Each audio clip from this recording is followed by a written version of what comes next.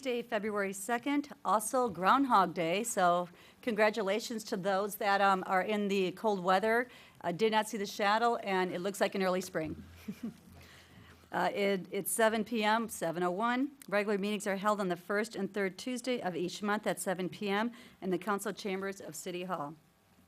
City Clerk, can you please call roll call? Thank you, Mayor. Councilmember Fred Minigar is absent from the dais at this time. So starting with Councilmember Jerry McCloskey, I am present. Councilmember Elaine Genoway, Present. Councilmember Jerry Susowitz. Present.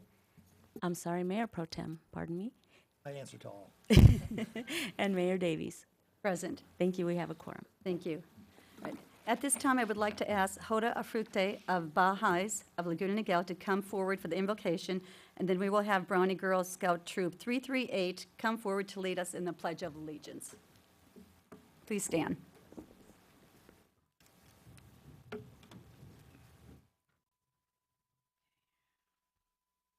Good evening. I'd like to offer a prayer for America from the Baha'i Writings.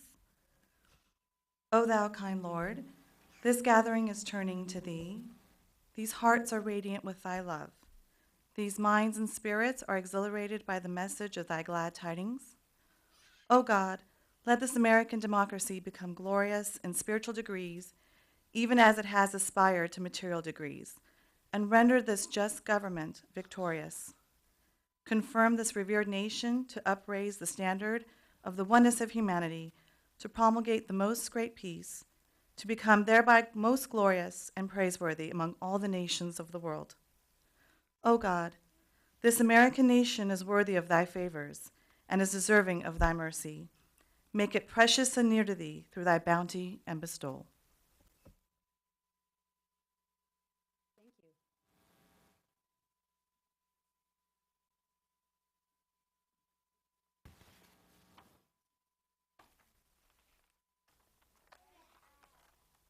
Audience attention, color guard, advance.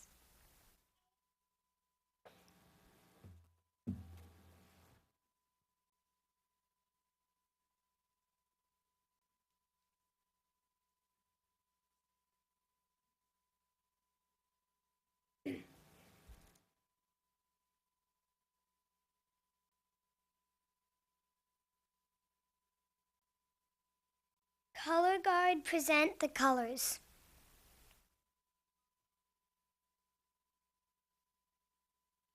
Would the Honorable Mayor, City Council members, and audience please join us in the Pledge of Allegiance? I pledge allegiance to the flag of the United States of America and to the republic for which it stands, one nation, under God, indivisible, with liberty and justice for all. Great job. Audience may be seated. Girls, if you want to stay up there, we're going to come on down and have some photos.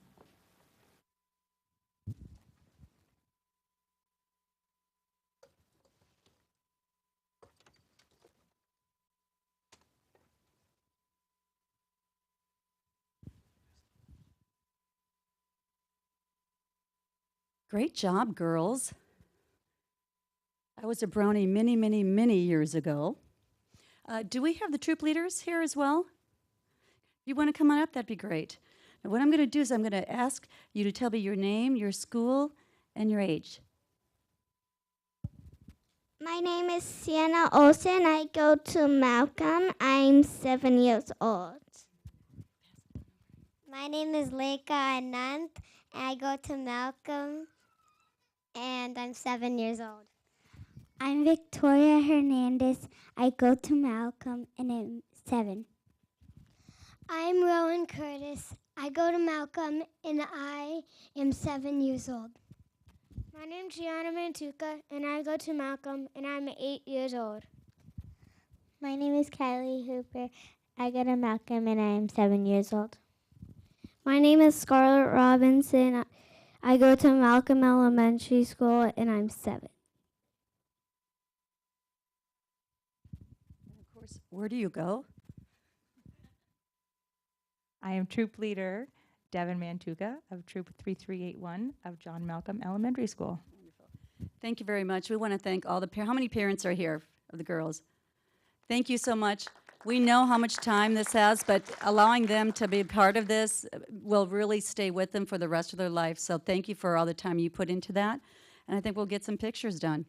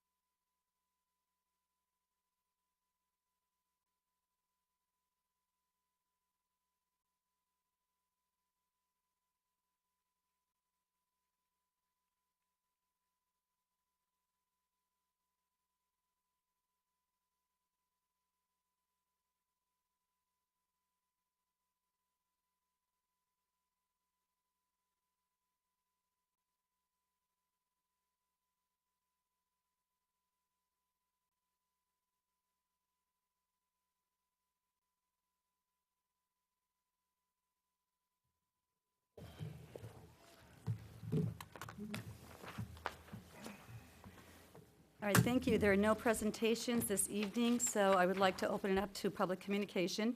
Any person wishing to address the City Council on any matter, whether or not it appears on this agenda, is required to submit a complete gold-colored request to speak form to the city clerk prior to being heard by the City Council. Each person will be given 3 minutes to speak. Are there any requests to speak under public communication at this time? No, Mayor, we have no cards this evening. Okay, we'll go ahead and move public communication. At this time, we have our consent calendar items 1 through 6. Are there any items that need to be pulled for comments or discussion?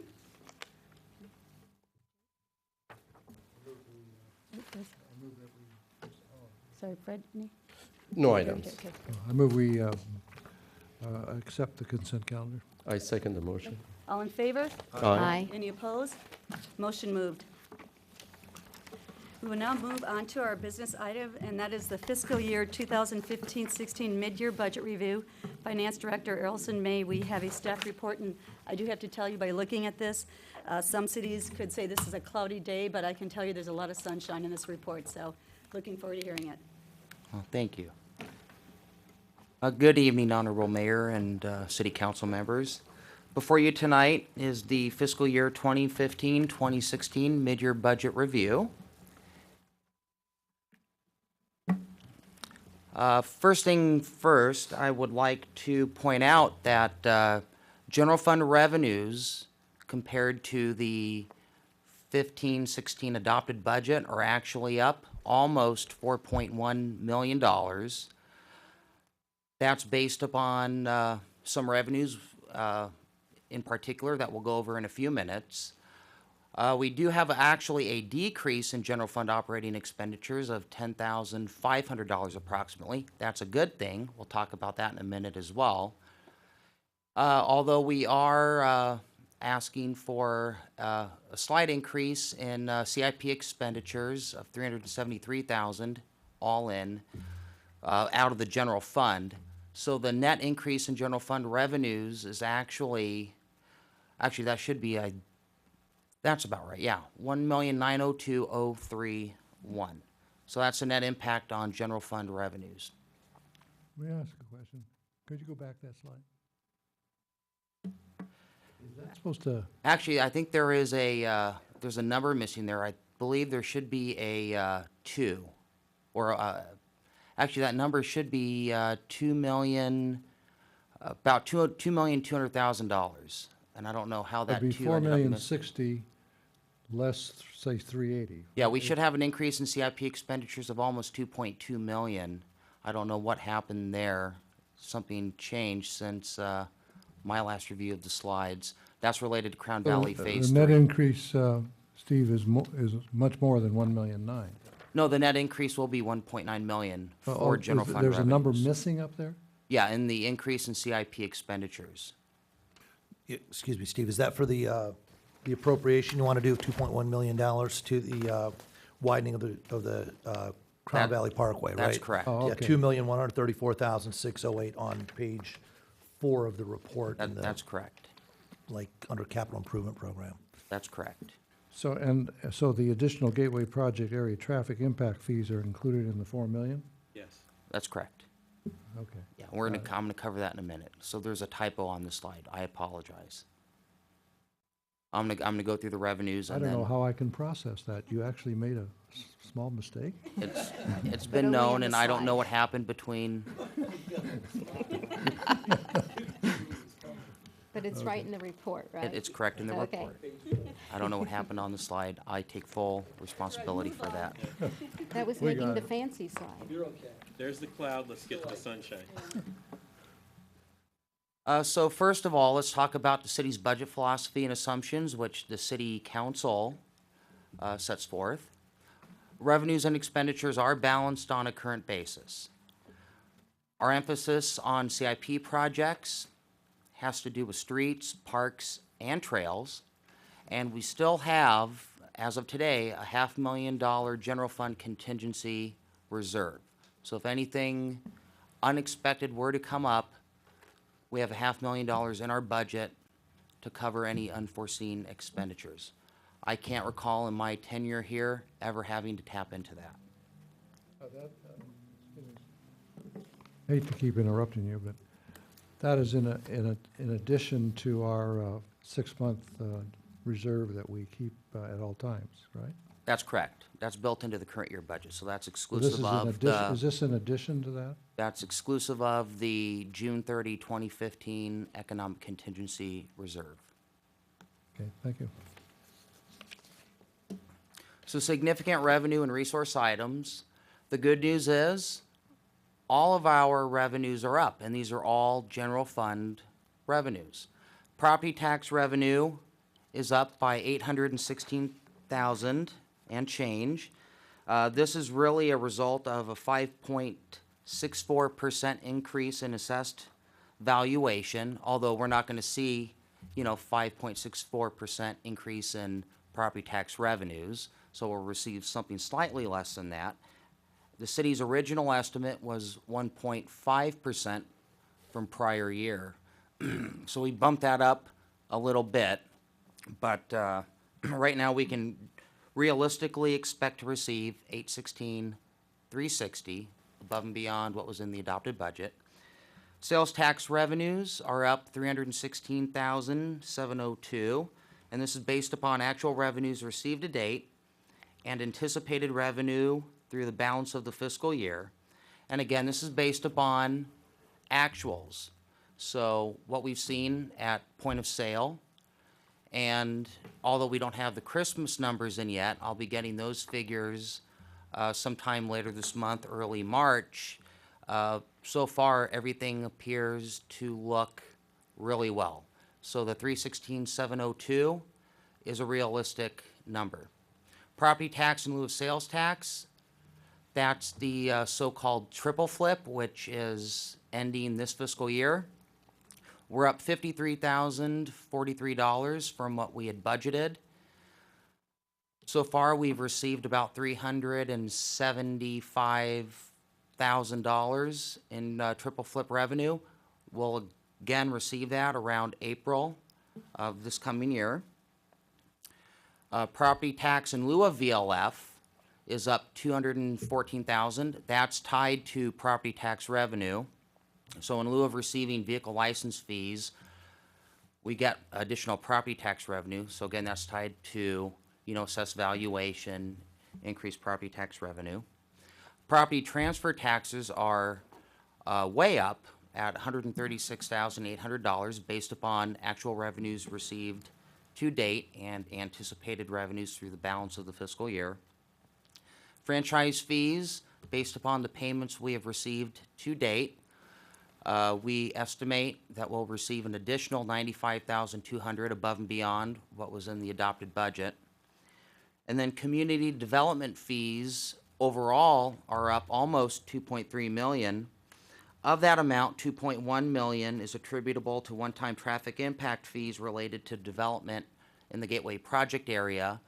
And those fees related to traffic are going to be allocated to the widening of Crown Valley Phase 3, which I'll talk about in a minute. Excuse me, Mayor, may I interrupt him? And then thank you. Steve, I just want to make sure, under context, you said should be up 95,200 in property tax, you know, these are should be as of January 1st when we reconcile the 6-month numbers. You're not talking projecting to June 30th, correct? You're talking as of So January 1st. The way we budget revenues, we look at it two ways. We look at prior year amounts, and we also look at what we've received current year to date. And the way I come up with these revenue estimates is I take the two, based upon my calculations, prior year, current year, and whichever is the lowest of the two is the number I use. I always estimate revenues based upon the most conservative approach. I always use the lowest number. With franchise fees, the franchise fees are actually based upon what we've received, which is 6 months' worth of fees across the board except for gas. SoCal Gas only pays us once a year. That's in April. So I don't know what that number is going to be at this point. I would estimate that it will probably be around what we received last year, which is about $160,000. So this accounts for Cox Communications, AT&T, for those that are not on the Cox franchise, SoCal Edison, SDG&E, Clear Channel, which does a lot of the advertising at our bus stops, and our trash hauler, which would be CR&R. Based upon the estimates that we made and payments that we've received this year, plus payments we received last year, sorry, taking the lowest of the two, 95,200 is a realistic projection of above and beyond the adopted budget that we will receive. And I'm pretty confident, 99% confident. Let me just make sure I understand, though. This is the 6-month mid-year budget review. Correct. So we're this much after 6 months. This is how much we're up from what we projected after 6 months? Or are you saying at 6 months, I project by the end of the budget year, this is how much we'll be up? I want to know, is it The latter. 6 months? It's the or is latter, it- not the former. Okay, so right now, we're running this much ahead, annualizing this out to June 30th. That's correct. Okay, okay, I get that. Thank you. Steve, I do have a suggestion because this is pretty confusing. I needed clarification, amplification of these items. When I read your report, the report was based upon December 31st, 2015. And my colleague was raising those issues that these titles are not representative. I think you ought to add estimates or projection with a specific time frame. I mean, it says 2015, fiscal year 2015, 2016, mid-year. That's fine, but these numbers that I see, 816, on and on and on, I wanted to put in perspective to see that where exactly we stand.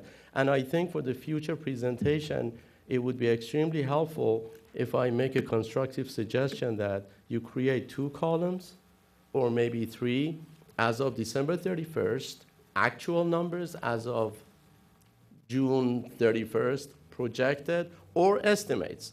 So it's clear. I mean, your presentation is pretty comprehensive, but I need more clarification on these, unless, you know, it's confusing. I would appreciate it next time. You know, you put all the items that in one glance we can see where we stand as a city, because you do all the hard work. I understand, you know, a lot of numbers it goes into your So system. above and beyond what is provided in Exhibit 1 attached to the resolution,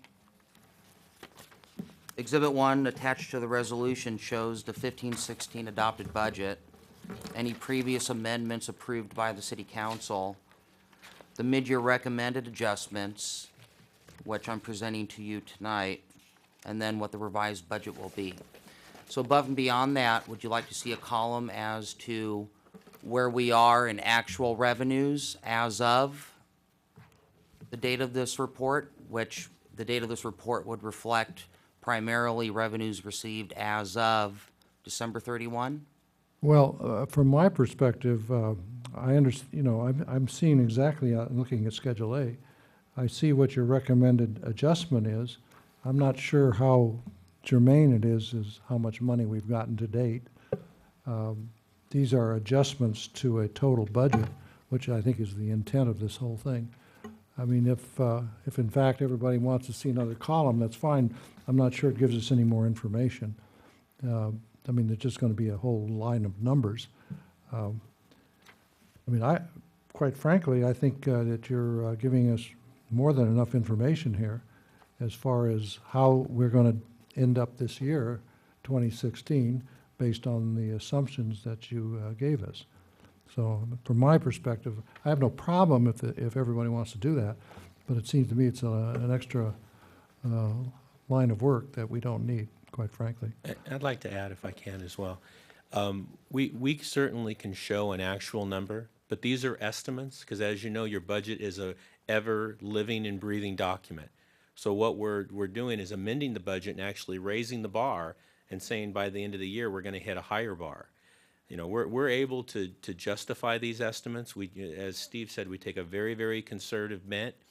But if you want us to show us where we are, actual what's come in, our estimates may even be higher than those actuals because some of those revenues don't trail in until later as our property tax numbers come in.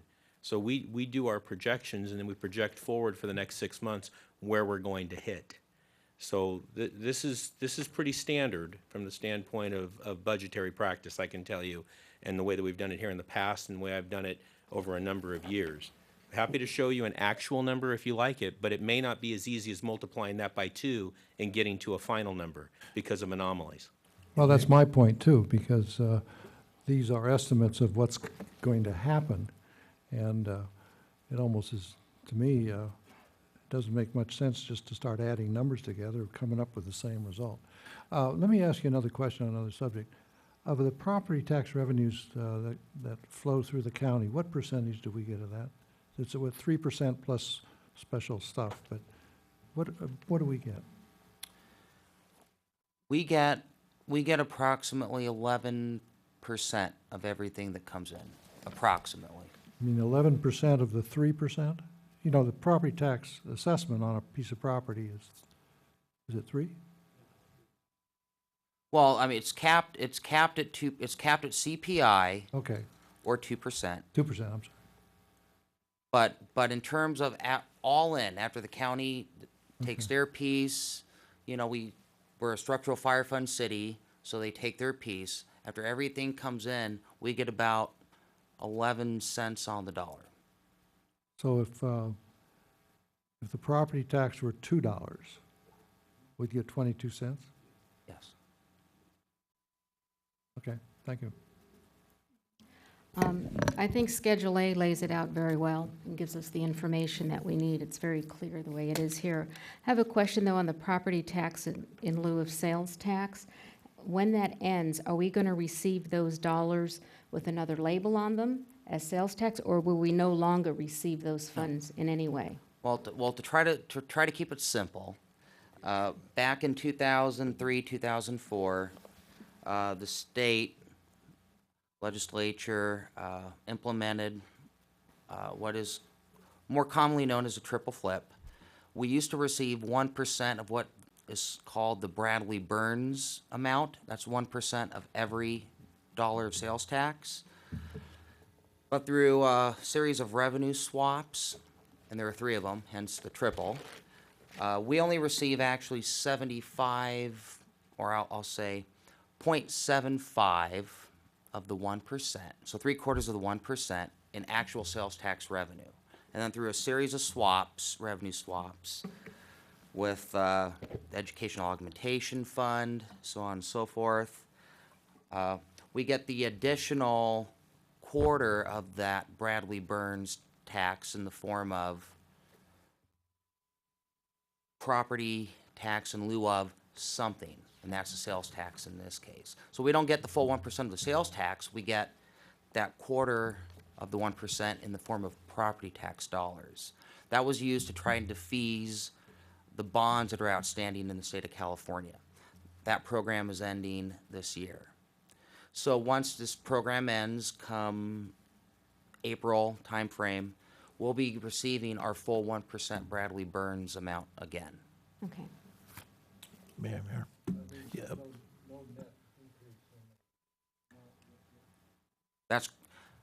That's correct. I mean, every year, the state does a true-up on the triple flip amount, but going forward, you know, there really should be a net effect of 0 when triple flip ends and we start receiving our full 1% of the Bradley Burns. That was a good question. Mayor Pro Tem? okay, thank you, Mayor.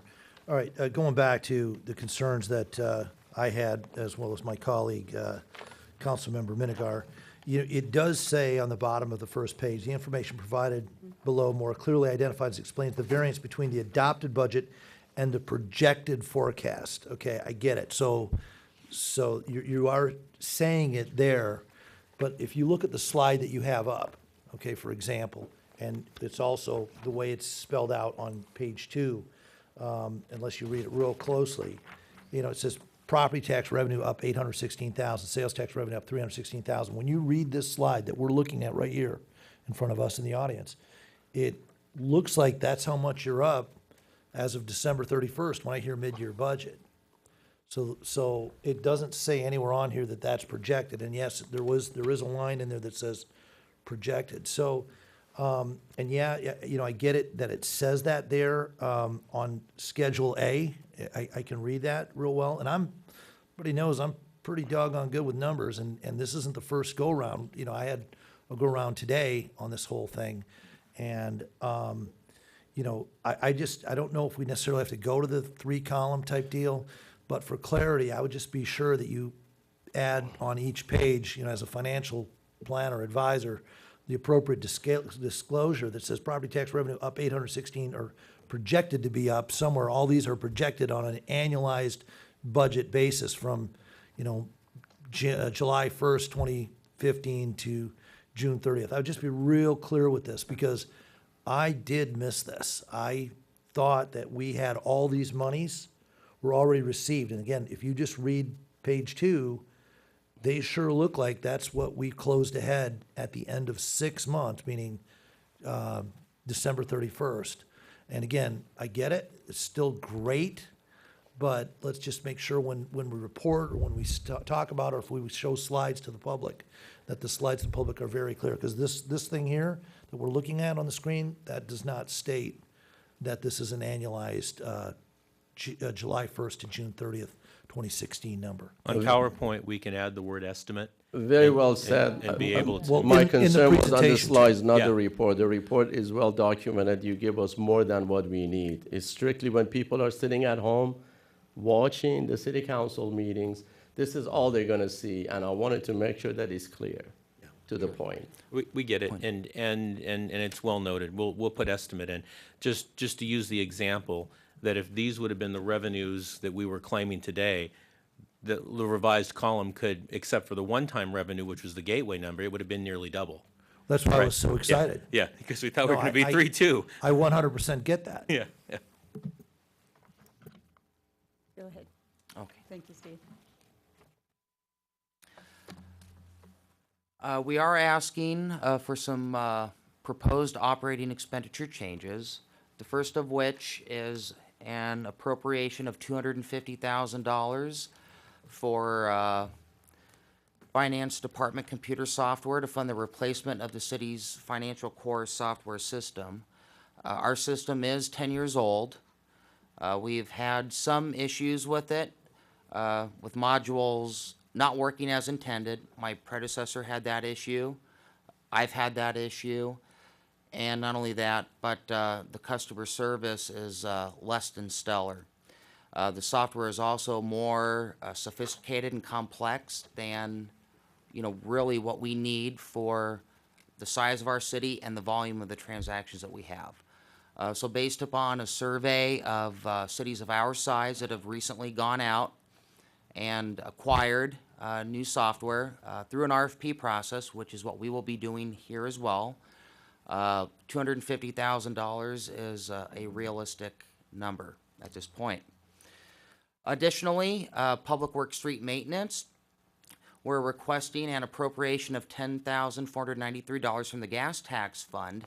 However, we're asking for a corresponding decrease or de-appropriation of $10,943 or $10,493 in general fund appropriations to recognize that increased gas tax revenue. So in other words, we're going to use third-party money, more of it, to fund our street maintenance instead of city general fund money. Some proposed CIP expenditure changes, the first of which relates to those traffic impact fees that I mentioned earlier. We're asking that the city council appropriate $2,134,608, or the amount of the traffic impact fees that the Gateway project area has brought in, the developers, because really those fees should stay within the Gateway area. And the Crown Valley widening Phase 3 project will widen Crown Valley from the I-5 to Forbes. So essentially, we're pre-funding the city's general fund contribution that we were going to do over 2 years today. The rest of the funding is anticipated to come from grant revenues, primarily from OCTA.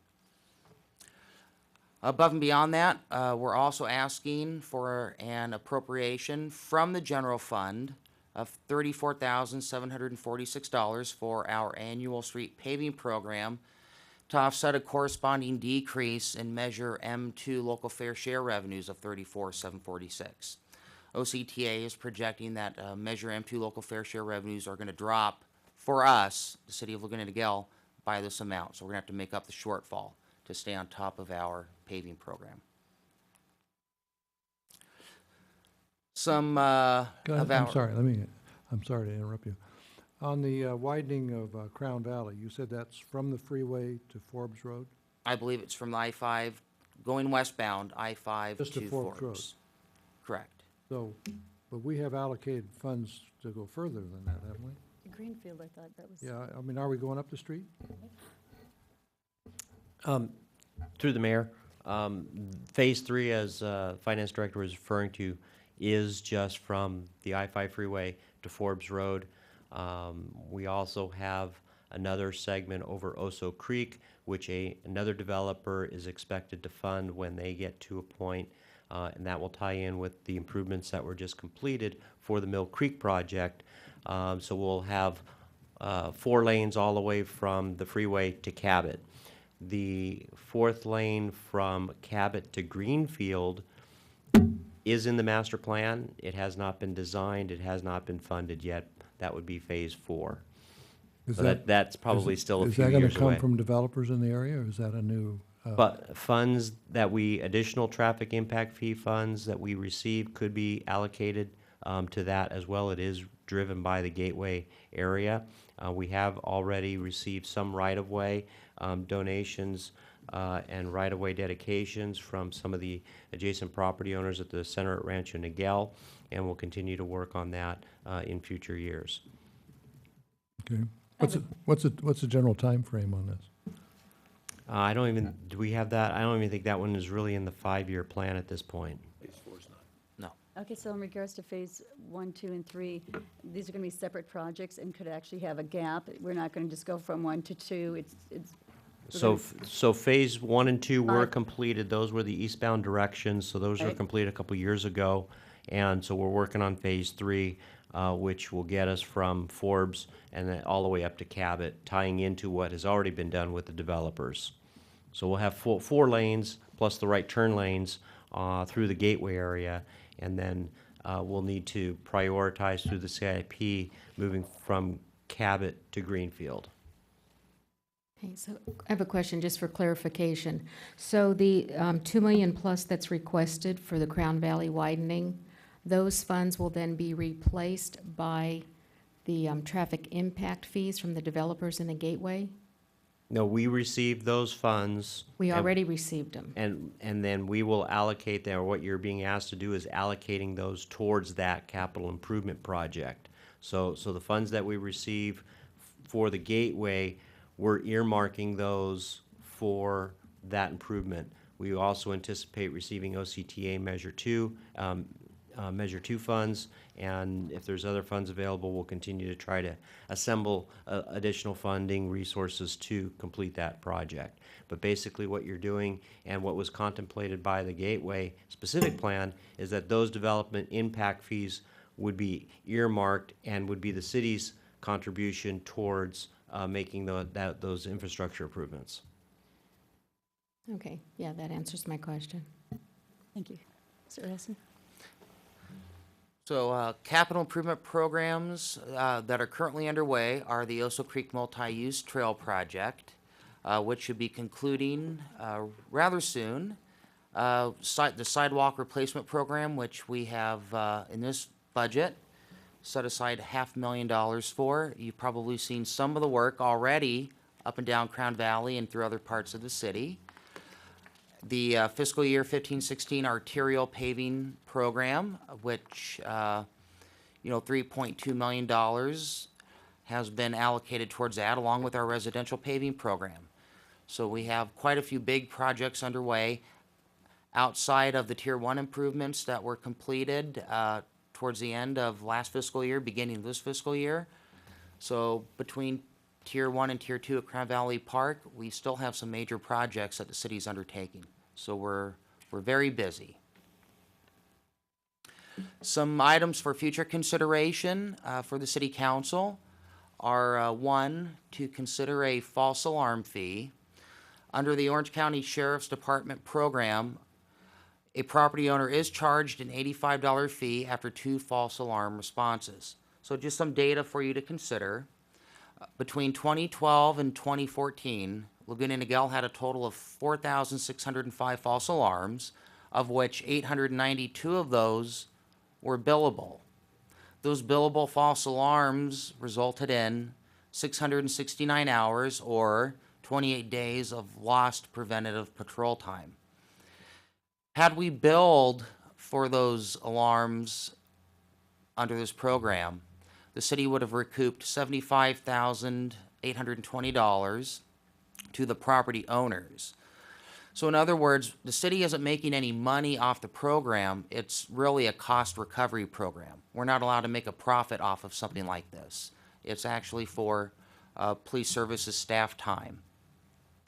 So what staff is requesting is that the City Council provide direction on the potential implementation of this program during the fiscal year 2016-17 budget process, or even before that. It's up to your discretion, but these are one of the items that we would like you to consider and provide direction to us on. Councilmember McCluskey?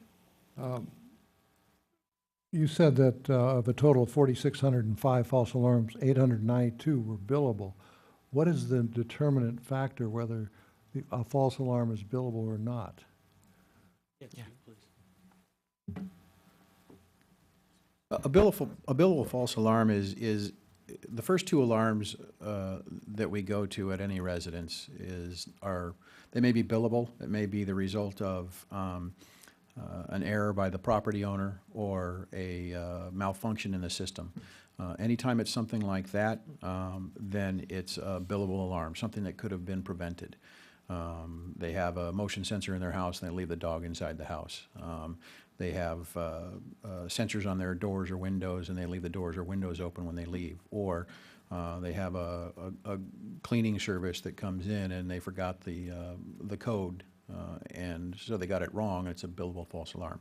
The first 2 are basically, they're billable, but we don't bill them for those. It's only on the 3rd false alarm at the same residence or the same business that we bill the $85. So out of that 4,600 false alarms, 892 of those were beyond the first 2. So what direction do you want from us if this is the current policy? Let me jump in on that one there, Chief. We haven't implemented here in the city of Laguna Niguel. I believe we're the only city in Orange County that has not. Historically, we haven't. Philosophically, we've just decided that we just didn't want to have that program here in the city. What we'd be asking for the council, if you want us to work on it, the chief will be bringing the annual Safe Cities report to the council, I believe, in March. We could have a more detailed conversation at that time if you want more information. If not, we'd work on the program. It may require some legal work. I'm sure it probably would in the form of an ordinance. And we could probably work that over the next 6 months, have an effective date of July 1, and then start booking those revenues and those revenue estimates with our new fiscal year budget. So we're just asking for the council if it's something you want us to do or not. Well, I'm a little confused because it sounds like we have a program. You know, the sheriff's department has a program. We've decided not to implement it in Laguna Niguel. So in other words, these 892 which were billable were not billed? That's correct. Oh, okay. I These didn't revenues, understand in essence, this estimate of 75,000 is lost revenue. That if we had the program, we'd be able to recoup those costs. that. So the 75,000 was coming from the 892? Yes. If we would have billed the 892, we would have received approximately $76,000 worth of revenue. Okay. Can I ask the chief a question? I'm sorry to sort of monopolize this, Right. but it interests me.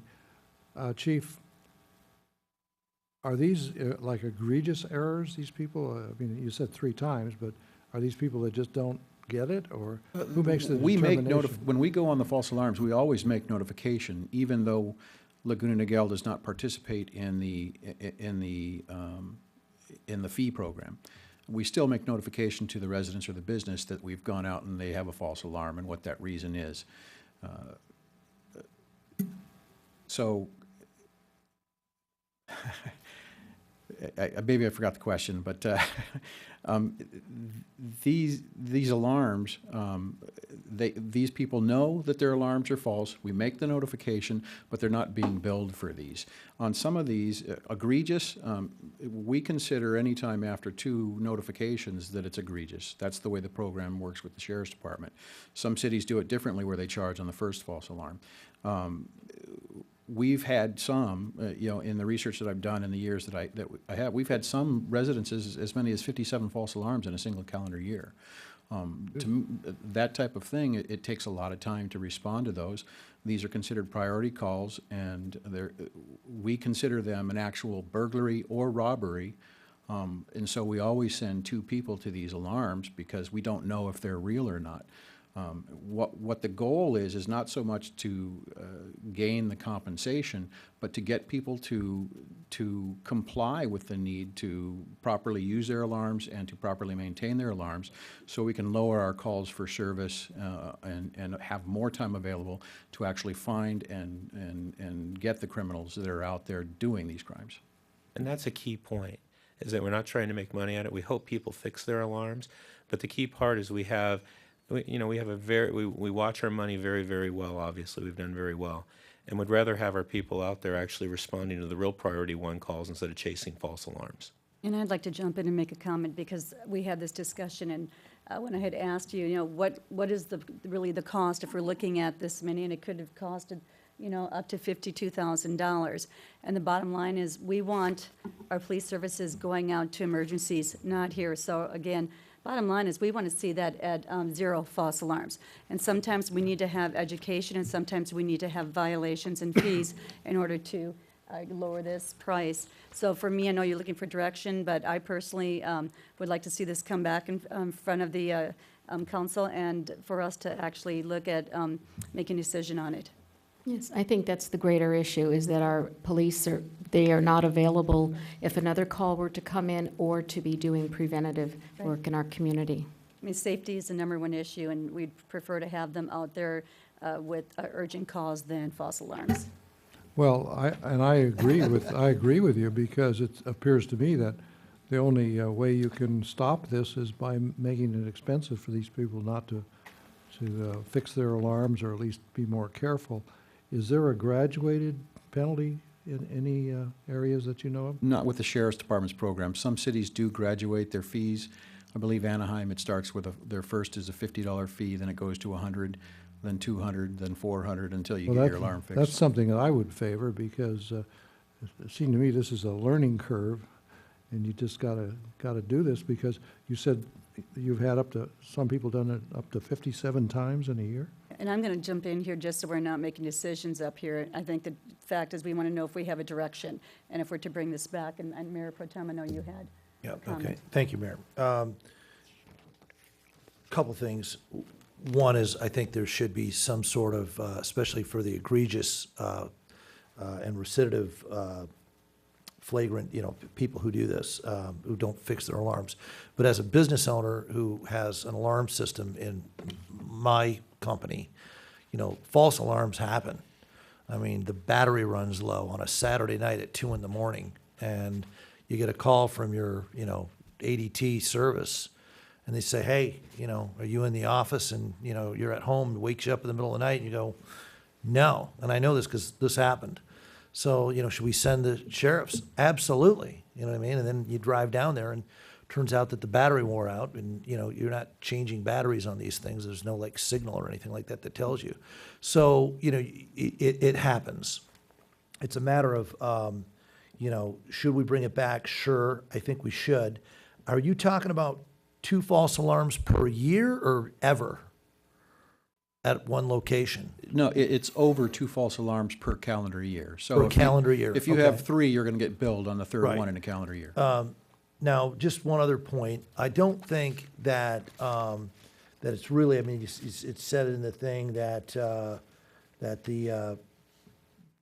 this is a problem because, the police services lower the number of calls, whatever, that it's not just a straight waste of time in the fact that the neighbors, the community gets to see you guys out responding to a call. I think our cities do feel safer that you respond to these things, even if it's a false alarm. I also don't think, because I think you guys do a great job, I don't think we've necessarily hurt ourselves with these calls either, in terms of, I don't know if we've actually missed a serious situation. Now, again, one miss in the future would be horrible because they're on a false alarm. So again, I'm in favor of this, but I'm wondering if the sheriff's program, is it a hard 2 or is it sometimes negotiable? Like, could we make it after 3 in some cities? How is that working? I know the Councilmember McCluskey was saying graduated. I'm asking, is that 2 variable to maybe a 3 in the sheriff's program? I can certainly check for you and bring that back. We go with 3 because we tend to believe, and it's always been this way with the other cities as well, if you don't get it on the first one and you don't get it on the second one, you're probably not going to get it on the third one either. And then it's just it's like with me and my kids, I tell them once, I tell them twice. Okay, now you need to pay the consequences for your actions, I guess you could say. Yeah, put it that way. but when you tell them once and twice within this program that already exists in the other cities, do they hand them a notice that says, by the way, we're telling you the first time, but after 2 or after 3, whatever the number is, here's what the penalty is? Do you let them know that there's going to be a penalty coming? Yes, we have a standard notification that all the deputies carry with them at all times. They carry it here in the city and they give it to people still. But it's a notification and it's not billable in the city. Okay, I'd love to see that when we bring it back, and I do recommend that we bring it back for a complete discussion. Thank Okay. you. And I would like to touch on what you said about us being out there and we're responding to these calls. The problem is yes, you can see us, but we look at it from a different perspective, okay? Let's say I'm a dangerous snake wrangler, okay? And I know that the snakes are near the schools, but I keep getting phone calls from somebody here in the city that says, hey, there's a snake at my house and they're attacking my house. So we get out there and we find out that it's not a snake, it's a tree branch rubbing against the window. We tell them, hey, it's a tree branch rubbing against the window. Each time they call us, if they don't cut that tree branch, and they call us again and call us again and call us again, each time we go out there, we're not able to focus on where the snakes are. And that the snakes might see us driving past to go to the branch against the window, but by the time we get back where the snakes are, they tend to disappear on us. So it's good that the residents see us driving through the city to do these calls, but we also want to be available to actually catch the snakes. I understand, and we do support that. And I think, again, I would recommend we bring it back for further discussion, and I do support it as well. You need us to take action on this? Okay, very good. Or, Mr. Earlston, if you want to move to number 2? Another item for future consideration is the Orange County Sheriff's contract for the upcoming fiscal year 16-17. Right now, It reflects a year-over-year increase of 4.10%, or approximately $439,000. Historically, the first estimate has always been higher than the final contract cost. So we usually will get 3 or 4 revisions, of which, you know, the costs are more refined. I sit on the finance directors panel with some other local finance directors. We meet with the sheriff's department regularly to talk about the upcoming contract. So I think 4%, or maybe even something a little less, is probably realistic at this point, based upon what I know, although I'll have a better number for you during our budget workshop, which will be held in the latter half of April, most likely. Can I add a comment on the sheriff's contract, just for the council's information? This is, as the council will know, and I think maybe our 2 newest members as well from going through the budget process, we will ask the sheriff's department finance staff to be here to be able to justify their numbers. They're going through a number of changes. They have a new command that they've set up. Obviously, they set up a new southwest operations as well, and we went through those costs. They're going to be setting up a different way of billing overtime, so there's going to be, I believe, there's going to be more costs, but there's going to be more credits as they move forward as well. I just don't want this to be kind of the hard cap or hard floor until we see exactly what they're doing, because they talked today and there's a number of different ways that they're looking at the apple. At the end of the day, we realize we purchase police services, and it's our contract mode and the way that we've decided to do it. So a lot of these costs are out of our hands. But then, as well, on the other hand, you know, we are responsible for managing those contracts and making appropriate decisions. So as we get more information, we'll share it with the council. We'll certainly invite the county staff to be here for your budget workshop, which will be in April. Okay, I have a question. Is any of that increase in anticipation of our increase in population that'll be coming with the gateway? That's a great question, and it's not. This is their year-over-year increase. As the population increases, you know, we'll see a trickle in of property tax as well, and I'm sure at some point in time we'll have a conversation as far as what's that adequate level of policing. In fact, it was a question that was, I believe, asked today at a city managers meeting that was with the sheriff, the undersheriff, and a number of the command staff from, I believe it was the city manager of either Cerritos, or it was one from the North County cities, as far as what's the magic number. And the manager said, I know it's a long answer, but it was a question that was asked today. You know, probably get 20 different opinions. And what the sheriff said is, well, you probably wouldn't get 20 opinions from your chiefs of police services or from the sheriff's department, but you'll get 20 different answers from 20 different city managers. And the right answer is the level that we feel to feel safe. And I think that's the point that Mr. Slusowitz was making regarding false alarms. I think our community is safe. We're one of the safest communities as well. I don't think we want to be over-policed because we don't want to look like a police state, but it's a fine line. In some cities, it's 1 officer for every 1,000 residents. And some you need more. In the city that I came from, I guarantee you we had a lot more than that. But we needed them because of the social issues. So it's a very, very fine line. And I think when the chief and I sat down, when we sit down with Steve before we bring you the contract and where we need to be, you know, we've kind of put our head into it as well. So we're going to have to start having those conversations, but what I don't want to do is get ahead of it, because until we see that population growth, we don't know what to expect. But I know where we don't want to be is on the backside of it. So at some point in time, we have to watch that wave, and if we see some statistics going, then we got to figure out what's going on. Is it the early release of prisoners? Is it something else that's going on? And appropriately plan for it. So it's going to be a very delicate dance that we do, because it's not a science. It's very much, it's going to be an art to make sure that we have exactly what we need to be able to ensure that our community stays at that same level of safe, if not more so. So we're going to be watching it. We just don't want to get, you know, hit by that wave. We want to make sure that we're on that up crest. Okay, thank you. I just have one question before you go to the next slide. So if I do the math correctly, we can project for the sheriff department's requested budget of almost $11 million, right? Which I didn't see here, correct? We're at 10.6, so I believe you're going to see 11 as that first 2 numbers by probably the time this thing is done. Okay, thank you. So tonight,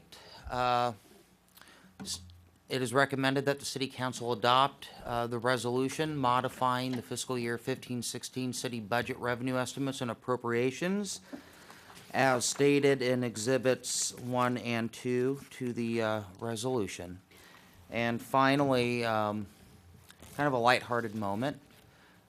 City Manager Foster has joked in council meetings from time to time that I sit in my office for a good portion of my day and count the city's gold. For those of you that haven't been in my office lately or ever, that's what it looks like. And with that, I'll take any questions or comments you may have. Thank you. Well, the only difference I can see here is I can actually see the desk. Councilmember You've been to Jenner. my office lately. Hey, I have a question regarding the CIP budget. When we did the 15-16 budget last year, it's been almost a year, during that process, we were looking at the CIP projects, and I asked that there be a review done of those projects, because some of them have been on the books for quite a while, and it may be a case where some of them, we can take them off the books and free up those funds. So I don't know if that would fall in, if you'd be able to answer that, or if our Director of Public Works would be able to answer it. Is that in process? Will we have that information before we attempt to look at our budget? How is that working? Madam Mayor, council members, I'm happy to report that we're tracking all the capital projects. They're not moving as fast as I like them to move, but they're all moving, and we should be able to show progress on almost all of them. Have there been any that you've been able to take off? Or recommend that we take off the books? No, like I mentioned, we are working on all the projects and we're trying to move them along. Okay. Mayor Pro Tem? Thank you very much, Mayor. First off, I want to thank Steve for your hard work and effort in putting this together, a very comprehensive report, and it's an excellent report. Secondly, I just want to make sure everybody understands, the public out there, that what we're projecting for this fiscal year, that'll end in June, is an increase in revenue of $4.1 million and a decrease in spending from what we came into the year on of $10,500. So make more, spend less. As a financial advisor, financial planner, I tell people that's how you get wealthy. And guess what? We're blessed in a very good city, very well run by all of our staff members up here today and their teams to accomplish that. So I want to thank everybody as well, the leaders of the city, the leaders, meaning the staff leaders, for doing your job fiscally prudent, and then some of this is economically based. We're fortunate. Some of this is development based. In fact, we have development. But it's a good thing to be in a city where we budget out, say, there's so much we're going to spend, and this is how much we're going to take in, and we take in more and spend less. So it's a good program, and it's a good city. Now, with that, I do have some comments, some of which are related to the fact that we have taken in more money. That doesn't mean we want to be and go and spend all that money, but maybe there's some opportunities in addition to what's been outlined here that I'd like our council to review at this point in time and see if we want to put this on the budget for the 16-17 budget. The first question I have is on page 3 of the report, and there might be some comments in the audience, is we have this thing called the Senior Transportation Fund. And its revenues for senior transportation are expected to remain flat. But basically, as I understand it, we are not spending all of the money that we're taking in on senior transportation. As a matter of fact, we have a surplus of $20,000 that we don't anticipate to spend in this fiscal year, 15-16 fiscal year. Yet, as I understand it, I can't remember if it was from some of our community folks or if it was some discussions I had with other people, that there are seniors who are not able to get transportation to the senior center, and that we're lacking in senior transportation right here in Laguna Niguel, and yet we're going to end up with a surplus of $20,000. Can someone address that? Because I don't know if we need to go to out to the community and check this, but as I understand it, we have a transportation problem for seniors, yet we have money sitting here. Right. Dan, I know we chatted about that. I don't know if we completely vetted it or not, or Allison. You know, I'll certainly defer, but I'll tell you what I believe part of the answer is, and then Allison can go from there. Is I believe that we have a capacity problem with Agewell, that they could only have so much for transportation. So I think the conversation has to be with the Agewell people. Can they get a larger bus? Can they add a bus? It might be a conversation with the council that we have our own transportation system. Maybe we have our own bus. And we actually, you know, bring people to the center. So I think that it's been a problem that we've had for quite a long time, from what I understand. I don't really have the long-term history of it, so I'll certainly defer to either Allison, who may know, or people in the audience that know a lot more about the senior community center than I do. So Allison. Yes, right now they have a taxi voucher program to get people to the center. And from what I understand, the problem is there's a pot of money and there's people on a list that are using this service and they have unlimited rides within this voucher system. So what Sea Country would like to do is try and talk to them to limit the amount of rides for people to come to the center so it opens it up for other people to get on that list that are on the waiting list to come to the center. So we certainly can look further into if we can add additional bus programs run by the city, but as of right now, the taxi voucher system is what Agewell has in place for their transportation. Well, Planning Commissioner Cienfuegos, who was the chair until this year, and I met with, it wasn't Uber, but it was an Uber-like program that they had in Mission Viejo through whatever, the Irvine Company or somebody like that. And it was through where they have a trolley, you know, and again, we're looking into a trolley system here, and, you know, that we all want to implement to go from the, the Gateway and certainly the train station, Metrolink, you know, here to the senior center and down. But this was more of a, and I've got some information on it, this was more of an Uber-like program, and they had, you know, decent-sized vehicles. It wasn't a bus, but it was more like, you know, a van. And maybe there's other things we can look at, because as I understand, there is a waiting list for seniors who need transportation, and we have $20,000 for senior transportation that we're not spending.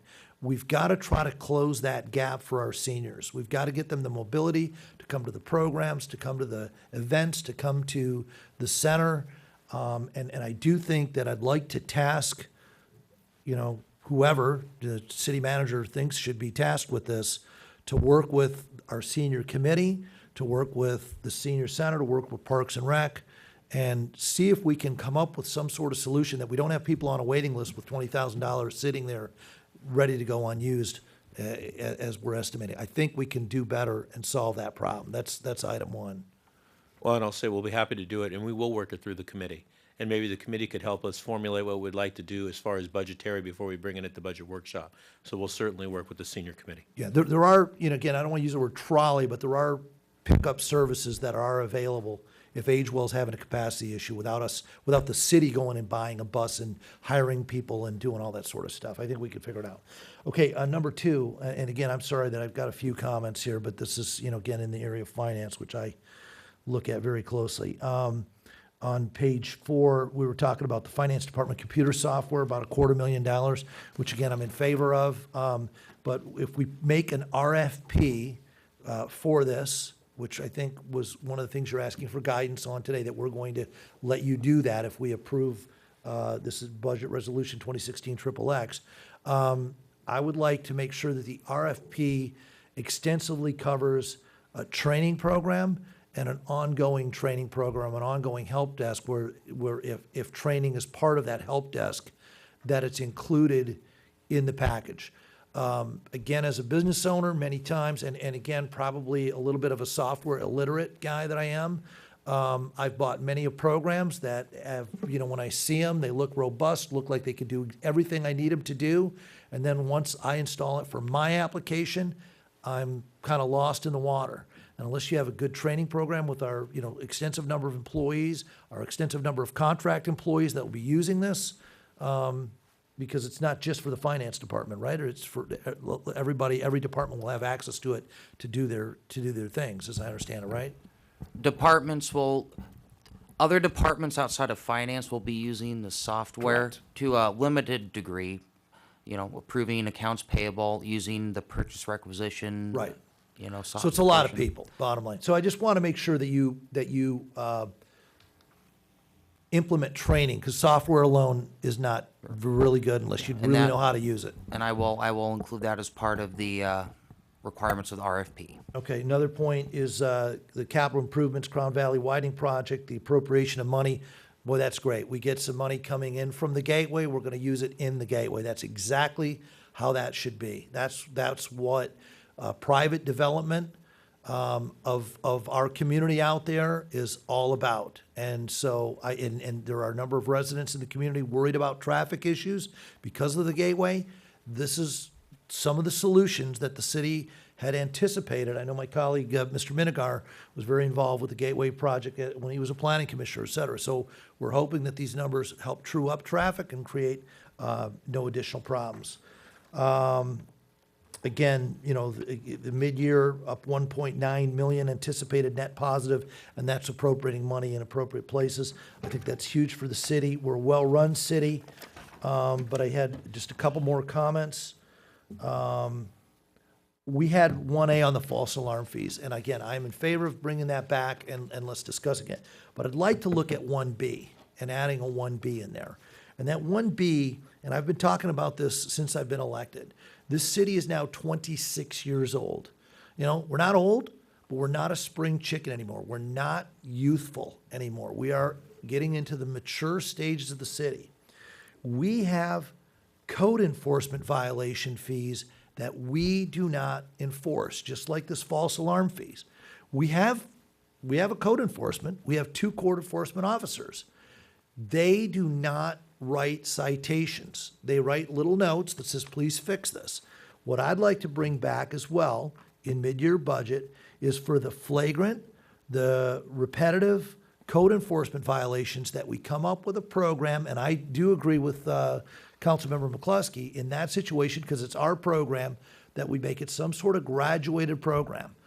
Time 1, it's a note, love letter. Time 2, it's a little sterner. Maybe time 3, it's a small fine. Then we start escalating the fines, because there are, I'm sure if we went through, I think that falls under Mr. Gibson. If we went through, I'm sure your, guys under your employ would be able to tell you that there are certain areas that it keeps coming back and back and back with code enforcement, and we do not penalize these people, yet they're violating the rules and the codes of beauty and maintaining the excellent city that we are. And again, do you have a comment for that, sir? Yes, so our code enforcement program is, we strive for voluntary compliance. We have for many, many years. It's the philosophy of the city going forward. We do have a regular program where we do issue notices of violation. We issue a series of them. And usually we'll get to the point where on any given case, we may issue 2, 3 at some point. But yeah, we have case files. We could look through the files and kind of, do a study on kind of what kind of compliance, how many letters we're writing and so forth. But for the most part, we're pretty successful in our program gaining compliance over time through voluntary measures. But obviously, there's very egregious violations. A lot of them have to do maybe with water quality, where someone's dumping oil down a storm drain. Very serious pollution issues, certainly those would garner stiff penalties, probably right up front as well. Right, and that's what I'm looking for. I'm not looking for the 1, 2 times that you did something wrong, let's penalize our citizens, no, or our business community. But again, I'm looking for the repetitive, the flagrant violations that are over and over. I'd like to have you review that. I mean, this is my suggestion, it's up to council, but I'd like to add a 1B in here that we look for the highly repetitive code violations and we come up with some sort of program on the highly repetitive, just like what the chief's asking for false alarm fees, that it's not 1 or 2. All right, a couple more on the Orange County Sheriff's contract. We love our sheriffs, they're doing a great job. But again, 4.1%. I'm hoping that the team, that someone is negotiating on behalf of all the contract cities to keep those escalating fees in check. I mean, the labor force is not getting the general labor force in America is not getting a 4.1% year-over-year increase. And then I'd like to add an item 3.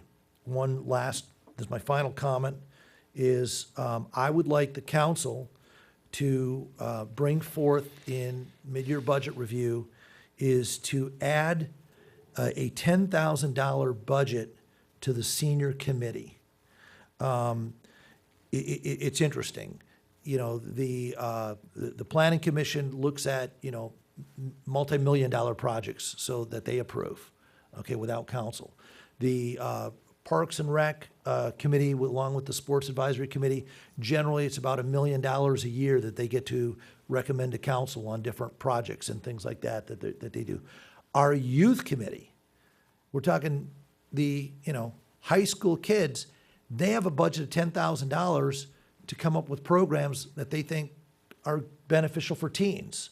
What I'd like to do is add into the budget on an annual basis where the senior committee can come up and make recommendations, not something, you know, that, you know, the senior center wants or that our Parks and Rec director wants for the senior center, but something that the committee says, hey, this is something that would benefit our seniors in our community, whether it's an event, whether it's something to get them more involved, an ad or whatever, or, you know, perhaps, you know, a piece of equipment in the gym or whatever it is that, but I'd like to empower our senior committee for the benefit of seniors and just do it to the same level that we do with our youth committee. I'd like to add that as item number 3. And with that, I'll close and see if anyone has any comments on my additions that I'd like to I add have to a this. comment on the last item.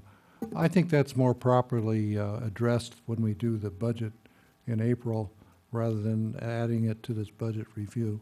First of all, I have no idea what the senior committee would do with this money. Yeah, but that's what this is about, saying let's put it on the April budget. That's Well, exactly what I'm recommending. Well, you're asking for the money dis- before we know what it's No, going I'm to be asking used to for. discuss it. No, sir, I'm sorry if I Well, wasn't wait clear. a second. I thought we were here talking about the mid-year budget review. In fact, we're about ready to do a resolution, and you're asking for money to put into the budget. I think it's something that properly should be addressed when we do our budget review in April. We By that agree, time- though. Jerry, Well, we agree. We I both don't- agree. I agree with you. Because what we're Aren't doing we is, talking about this mid-year budget review? well, part of it is to say, should we discuss false alarm fees? Should we discuss the sheriff's contract? And I'm saying, should we discuss code enforcement fees in the future? And should we discuss in the future Okay. adding $10,000 to thing? We're not giving $10,000 to the Okay. senior committee. If it's We're in the saying, bu- should we if discuss it's in it? the fiscal year budget review in April, I'm all for it. Thank you, sir. That's, we agree. Just for discussion. Right. Any other questions here? I echo the same thing because I think the purpose of April 2016 budget workshop ought to be all these items that we go through them one by one. So all of us, you know, in the majority, if we think it's the best to allocate that kind of funding, then we're going to do that. So I think maybe it's premature. I mean, I like your idea. I understand what you're trying to achieve, accomplish versus youth committee, but at the same time, maybe the senior committee ought to be submitting some kind of proposal that these are the activities that they're contemplating to have for the next year. And then all of us as the council, we would be more than happy to entertain, you know, what they're looking for. But without knowing that, giving $10,000 without any attachment to it, I don't know. Yeah, and With again, all I'm due not respect, suggesting that, though. I'm not saying let's give them I'm not saying let's vote to give them $10,000 tonight. Well, you brought it up, but it could be 20,000. Well, It could be, but all I'm saying Okay. is I want it to be discussed in the future. I'm make a going to jump in resolution. here real quick, just again, because this is discussion, and I understand you're just putting it out on the table, saying this is something I'd like to discuss when we come to the budget. We're not asking for a vote on this. Director Earlson, I want to thank you for an excellent report. You know, it's really great when we can look at this and see increase. We're obviously being good stewards with the taxpayers' dollars, and it's one thing when you have money to spend it, but it's really important when you invest it. And I think that's what the city has done, so I want to thank you on that. And with that said, I believe we have a motion. I would like to make a motion that the city council adopt resolution number 2016-XXX, modifying the fiscal year 2015-16 city budget, revenue estimates, and appropriations. Second. Yes, I have a question, because I did ask that we also address those two items. Do we have to make it part of the resolution, or is staff just gonna take those two items and bring it back at the budget? Because That's what I we're I want it discussed at the budget, not discussed tonight. So do we make it part of this? No. Okay. May I make It's a suggestion discussion. here, Mayor Davies, members of the council? It seems to me the appropriate action tonight is the motion that was just made Correct. by our Councilmember McCluskey, but also you could make a motion to direct that those 4 items be included in the budget discussion. For discussion. No action tonight on them, other than a direction to staff to bring them back as part of the budget discussion. Okay, will those be 2 separate motions then? Is You that can gonna be an amend the amendment? Is that- motion. Or is that It's going up- to be an amendment Can to he it? amend the motion? You can amend the You can do it either motion. way you want to do it. Correct. Okay. Either way. Jerry, you Amend want to the amend your motion. motion to include Well, those? I'd like to do it on a separate motion. Okay. We have a second? Yes. All in favor? Aye. Any Okay. opposed? No, so then I'd like to make a motion to direct staff that these 2 items, the false alarm fees and the Orange County Sheriff's contract, as well as a discussion about, because we need a full report, about code enforcement, repetitive or flagrant violations, and a report on what the senior committee might or might not do if we budgeted some, value of, let's just throw out 10,000 in the mid-year budget. So I'd like to make a motion that staff review those things and bring it in April for discussion in April. I'll make a second. All in favor? Aye. Any opposed? Motion carried. Thank you very much. Good report. All right, now we're going to move on to council business and reports. Councilwoman Genoway, would you like to start out? Thank you. Okay, just to let our residents know that one of the items that were included in the warrants that we approved was $5,000 for each of our high schools for the homework club. I'd like to let you know what some of your money is going for, in addition to paying the bill for the lights. Also, looking forward to, next week will be the meeting of the new senior committee. We'll be seating 3 new members, and looking forward to that. There's a lot of enthusiasm on that committee. I attended a briefing for the elected officials in Orange County regarding the Regional Transportation Plan, Sustainable Community Strategy. And this is a visioning plan which takes us to the year 2040, and it balances future mobility and our housing needs with economic, environmental, and the public health goals. And it outlines how our region can better integrate land use with transportation and utilize our resources efficiently. We had the January meeting of the Military Support Committee last week, and we welcomed new members to the committee. The subcommittees were selected, and everyone is off to a great start for the year. The Fairways to Freedom, which is the signature event of the Military Support Committee, which raises funds for our sailors and our Marines, is coming up. Mark your calendars for September 26th. And the Fairways to Freedom Committee is looking for sponsors. We do have these brochures available at City Hall, and or you can go online to our lnmilitarysupport.com and get some information, or contact any one of your council members, and we will put you in touch with a Military Support Committee member who can talk to you about that. The Sports Advisory Committee seated 2 new members at large, which had been appointed by the council, and really have to give kudos to Matt Kinney and Colleen Gelfer. They are praised and praised and praised by our sports teams.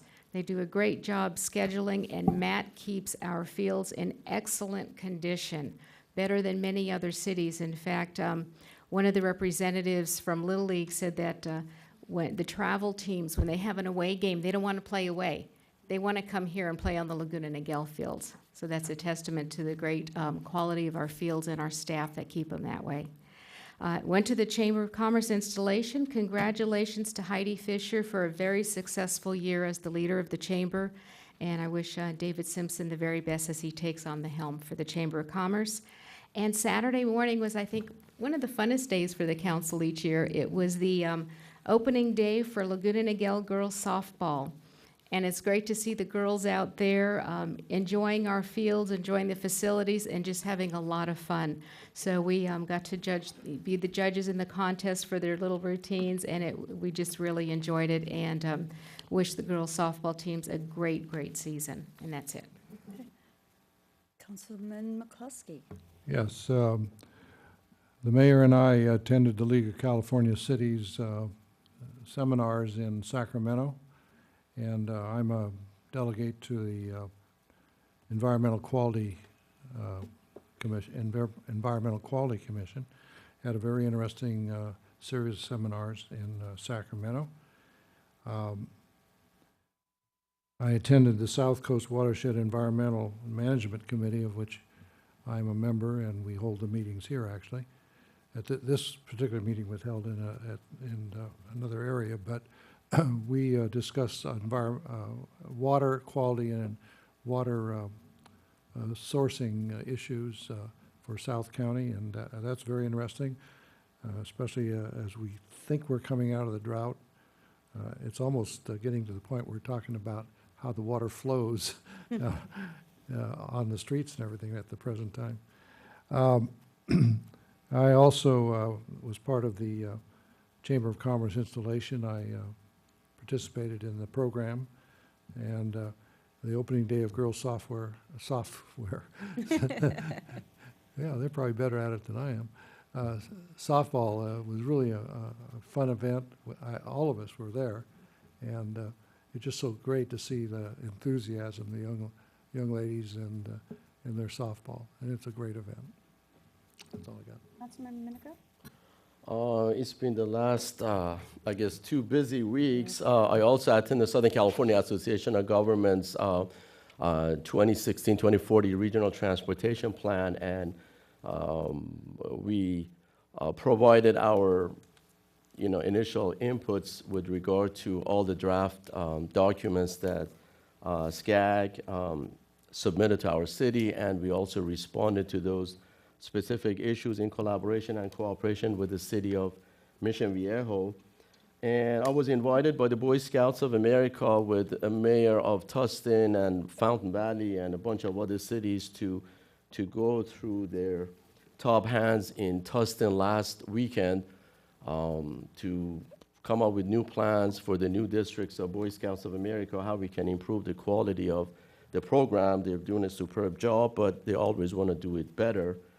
I also attended the ad hoc committee with regard to sister city and potential cities that we may be looking into, and nothing is finalized yet. And it was my participation was with Mayor Davies. So at this juncture, nothing is final. We are still exploring potential cities, and as soon as we come up with a list of potential candidates, then we would be more than happy to bring it to the city council for the city council's discussion and ultimately final vote on which city would be potentially the most suitable city that socioeconomically, demographically would be compatible with our city. So we are still working on it, but our goal is before mid-year to bring it to the city council for the discussion and for the final determination on it. And I also attended the Freedman's Foundation on educational challenges that we are facing specifically in Southern California and more specifically in South Orange County with regard to the quality of education that we have, public versus private educational systems, and it was pretty interesting. It was strictly educational on the educational system. I also participated with my colleagues on the Laguna Niguel Chamber of Commerce installation of new officers, and the past officers have done a very good job, great job, and we are welcoming new officers to take charge. Also with the City Council last weekend, I attended the Laguna Niguel's girls softball. It was pretty entertaining, and I was very pleased to see all the talents that we have and all the scholarships that they are getting to go to different universities all over the U.S.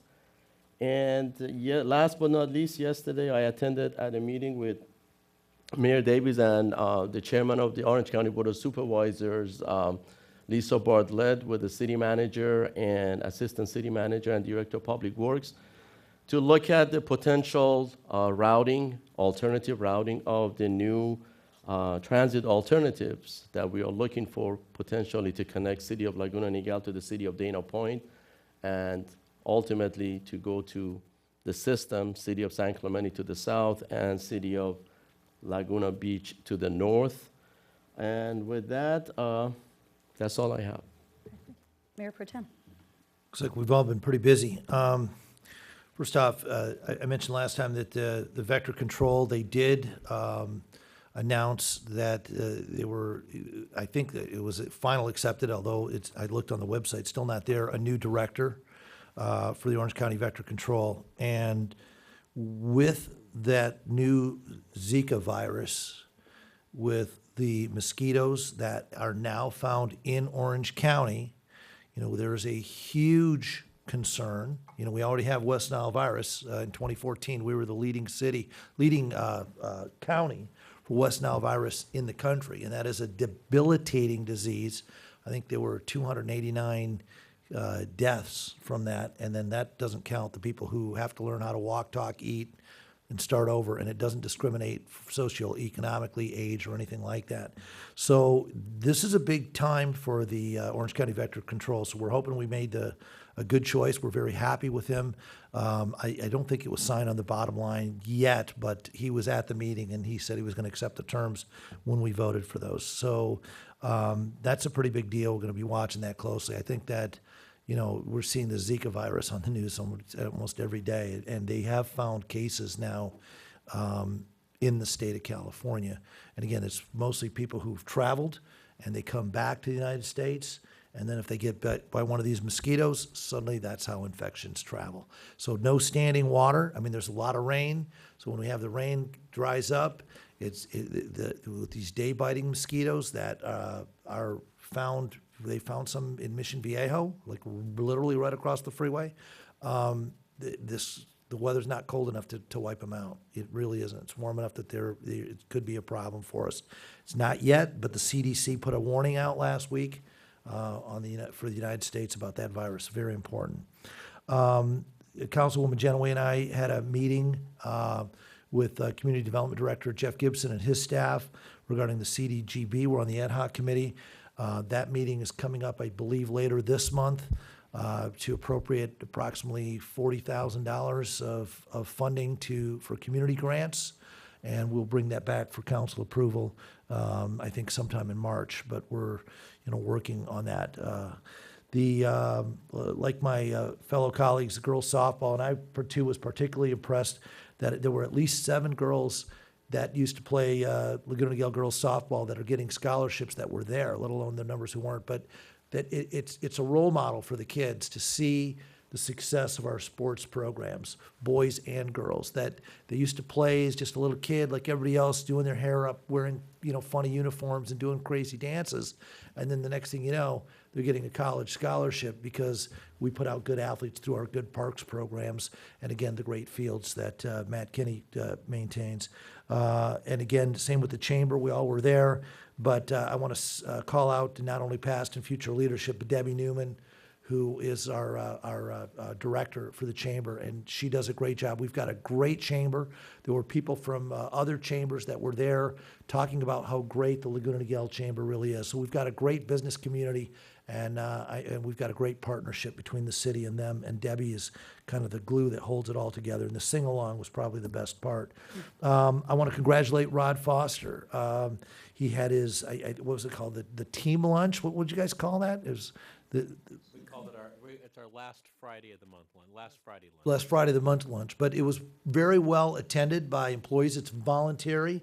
He was talking about some of the things and the desires, cross training and to empower the employees to feel welcome, to feel part of the team, and it was well attended. And a few of us were there, and I thought that was a great program. And I thought City Manager Foster did a good job. Fostering, there you go, use your name, an all-inclusive type feeling for everybody that was there. And then the Renegade Racing was this weekend, and Parks and Rec Director Giglio was there, got out, the big boss was there, as well as her team. I thought it was great. I know some of my fellow council members were there. I want to thank Police Services as well. I heard it went great, so hopefully you maybe know some things I don't, but it was raining, pouring down rain. I mean, really hard at 7:30, 8 o'clock in the morning when it started. But I know it created a little bit of some problems for Renegade in terms of fees, et cetera, but hopefully we found a solution, and next year it'll be bigger and better than ever.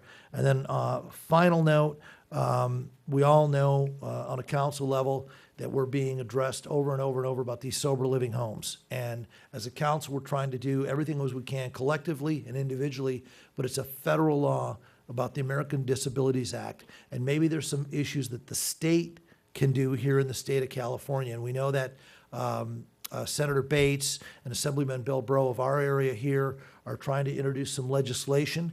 I was at a meeting with the Lincoln Club, and I presented it to the Legislative Committee, and a lot of those folks were totally unaware. They had no idea what sober living even meant. And so we're going to try to get them behind the powers to be, which is at the state level, and see if we can try to come up with some sort of joint, bringing in the Democrats and Republicans together to try to solve the problem of sober living all over the state of California, but in particular here in Laguna Niguel. And I introduced that as well to just get support behind it. And with that, thank you very much. Thank you. It has been a busy 2 weeks, I think, for everyone. Somewhere in here, I think I saw my husband. So I'm going to put that down as something I did, but I as well went to Sacramento for the League of Cities, where I chair Transportation, Public Works, and Communication. And basically, it's about transportation fees. Obviously, we're not making enough back from our gas taxes because we have few efficient cars, so they're coming up with more taxes, more fees to bring back to the table. We did meet with Senator Bell in regards to this. Basically, he's mentioning increasing DM fee, renewal fee, increasing the tax fee, putting a diesel fee, a certain fee if you have a fuel-efficient car. So I'm hoping that, we're going to be able to work on this, but bottom line is that's where they're going right now. They're also talking about vehicle mile travel program. And I know I spoke about this right now. Oregon has this going on right now. They're looking into a pilot program. It would probably take 5 to 10 years to actually implement if they're going to, but you can go online and still apply for this. I believe Mayor Pro Tem has, as well as myself.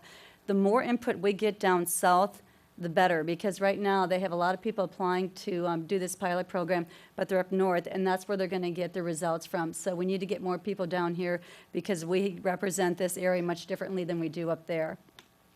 Also met with the ACCOC legislation group, and again, transportation. Also, sober living was brought up. And with the league, we're working with the league right now to also get some legislation going up there. We have to be able to make a change at a state level and a federal level.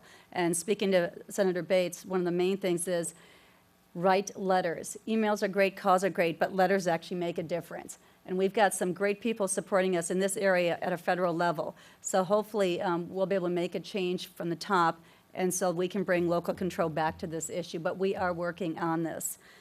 Also attended TCA meetings, strategic planning, as well as the marketing. I had my first Meet the Mayor, and I tell you, it was great. I couldn't have done it, though, without our city manager and assistant city manager, so thank you. But we had it at Mimi's Cafe last week. Probably around 40, 50 people came in, great turnout. Had the opportunity to tell them what's going on in the city, tell them our concerns, talked about sober living, letting them know where we're at this point, as well as hearing their input on certain issues so that hopefully we can address them. So I'm looking forward to the next one. It's going to be April 5th. Location, we're hoping maybe amphitheater, doing a lunch so that we can hit a different crowd at that time. So that's coming up. And again, triathlon, I was there with the Councilmember McCluskey as well. You did the early shift, so thank you for that one. But rain or shine, your council members will be out there. We were out there in the pouring rain, and they gave kind of pint glasses as trophies, but there was so much water, we had to keep dumping them out to hand them out. But it was a great race. You guys did a fantastic job. Thank you for that. And with that, I think that'll finish it up. And I'd like to move to staff reports. Chief? Just want to remind everybody that this Saturday is the first of 3 shred events for 2016. Starting at 7 in the morning until noon, we'll be open in the City Hall parking lot, accepting all of your documents for shredding. Please come down and save yourself from being a victim of identity theft. Thank you. Director Earlson? Attorney Dixon? Okay. Chief Adams? Debbie? Mr. Gibson? Good evening, Mayor. In the spirit of the mid-year budget, let me just quickly report on a business development item in the community. We have a Chico's, which is retail women's apparel store, opening in late March, early April in the Aliso Village Shopping Center. It's across from the See's Candy. That's where our Whole Foods store is. So I would encourage residents to definitely do your retail shopping here in town, because a portion of that sales tax money does come back to help the city. So it's always exciting to get new retail outlets in town. That's all I had. Thank you. Thank you. Eileen? Ms. Biglio? Hello. Real quickly, yes, I don't have too much to report on the triathlon, other than we heard very good input from the people that participated. Few minor things here and there, but haven't heard any negative. Phones were a little quieter this year on the Monday after. And really, when you say your council members show up, rain or shine, our mayor pro tem was dripping wet from the morning. I think he got the heaviest of the rain, and our mayor was giving her jacket and scarf to somebody who was very cold. So it's nice to see that involvement with our council at these events.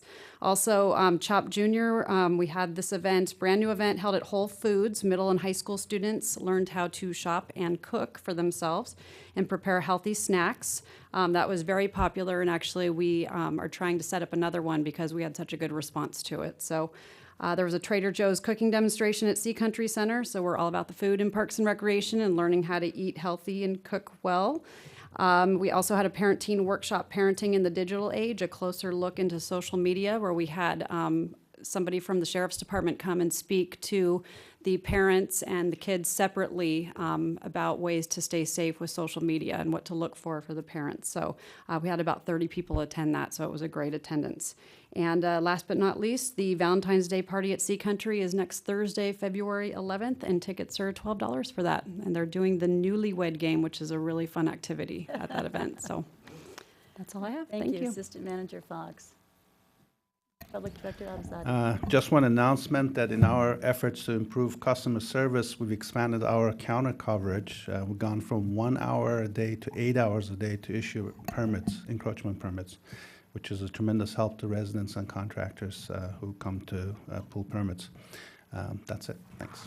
Just before I go to our city manager, just a reminder again, you can go online now and see not only the agenda for the meetings as well as the staff report. So that would have been all there as well for the financial report in regards to any questions. And I'm going to finish it up with our city manager, Mr. Foster. Thank you, Madam Mayor. I'll try to be quick. You know, it's significant what NASA reports on the standpoint of being able to expand our counter hours and do it with our existing staff complement. These are things that him and people that he's hired that's brought on that actually are refining your business model and taking it to levels that are unprecedented here. So it's wonderful. It sounds like it's something we should have been doing all along, but it's nice to be able to see it. So I appreciate the work that not only all our staff, but NASA specifically reported on. A couple things when we talk about businesses along the lines of what Jeff brought up. We know that there's a Smart and Final coming in across the street at Hagen. We've reported about that. We know that's in. There'll be a little transition in Fresh and Easy Market. I believe it's Oleandes? Olamende. Well, it's going to be opening up a grocery store. They're known throughout South County. They have a restaurant, I believe, in San Juan or San Clemente. So they're going to be doing that as well. The one that I'm not trying to hold back in any way, because we're all trying to find out what it is, what it's going to be. We know that a restaurant's coming in the Ocean Ranch Center in the old Fred's that was there before it shut down.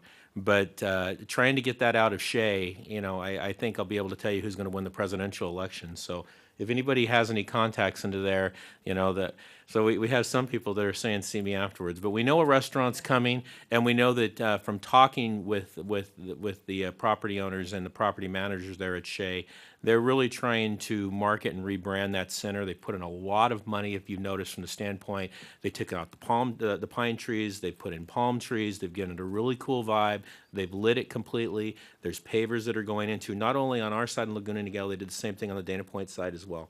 So as soon as we know what's coming in there, as soon as we can announce it, we'll announce it. But from what I've been able to ascertain from the Shea people, it may not be a national name, but it's one of the best local names that can be there. So that's about all we know on that. The last thing that I want to close on is it was interesting coming. I ran home real quick before the meeting, and I came back over Niguel. And I'll tell you, it just reminds me, and something I'd like to share with everybody as far as is really slowing down, and it's kind of like my mom would tell me, smelling the roses. Because I'll tell you, it's easy to go up to the top of PI Drive, to the highest point in the community, and look out and almost see the backside of heaven, looking out over the ocean. But I'll tell you, coming down Niguel and looking across the canyon here, and then seeing the homes lighting up at the evening time was one of the most beautiful pictures I've ever seen. So there's a lot, and we talk about the blessings we have. It's easy just to go from A to B and not see it, but it's certainly nice to slow down and actually see what we have, because I tell you, seeing the homes lit up the side, seeing the sunrise behind, this is paradise. That's all I have. Thank you. Thank you. I want to thank the staff. I want to thank all of you that are participating in the audience. It's great to see people. I want to thank our council again. We have busy schedules, and we have a lot of commitment that we give our time to, so thank you for that. That concludes tonight's city council. I'm going to adjourn at 8:41. Thank you very much.